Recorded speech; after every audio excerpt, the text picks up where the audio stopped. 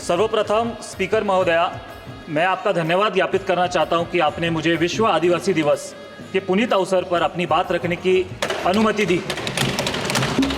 विश्व आदिवासी दिवस हर वर्ष 9 अगस्त को विश्व के आदिवासी जनों के अधिकारों की रक्षा और समर्थन के लिए मनाया जाता है। आज का दिन आदिवासी समुदाय के महत्वपूर्ण योगदान और उपलब्धियों को मान्यता देने का अवसर है, जो एक बेहतर संसार बनाने में सहायक है। यह अवसर हमें आदिवासी जनों द्वारा दुनिया में जो सामाजिक धरोहर, परंपराएं, भाषाएं और अनुभव जोड़े गए हैं, उन्हें मनाने और संजोने का अवसर देता है। ये शुभ दिन आदिवासी समुदाय के बीच एकता विकसित करने और व्यापक लोगों में जागरूकता बढ़ाने की उम्मीद करता है। परंतु दुर्भाग्य से आज वास्तविकता अलग है।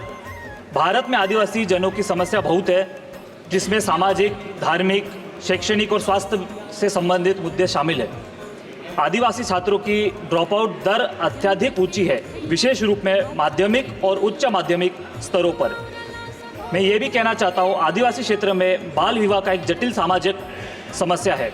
स्वास्थ्य के संदर्भ में आदिवासी आबादी की बड़ी समस्या है।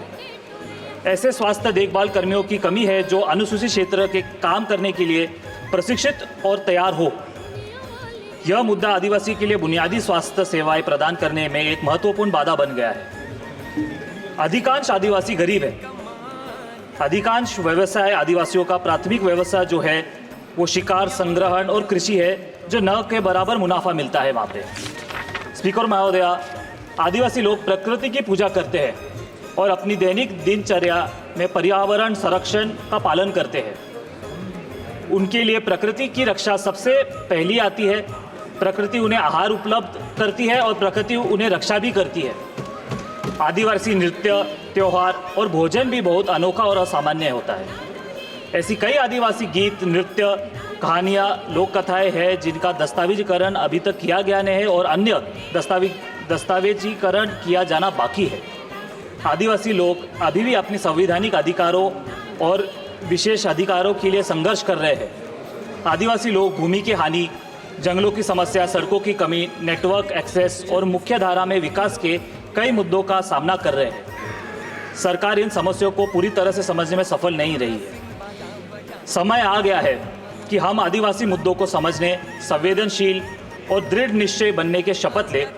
केवल तभी विश्व आदिवासी दिवस मनाने का कोई अर्थ होगा। मैं एक बार फिर भारत और विश्व के सभी आदिवासी भाई बहनों को विश्व आदिवासी दिवस की ढेर सारी शुभकामनाएं देता हूं और एक रिक्वेस्ट करता हूं कि 9 अगस्त नेशनल हॉलिडे के तौर पे डिक्लेयर किया जाए। धन्यवाद। दुनिया वाले जानू हम तो आदिवासियां।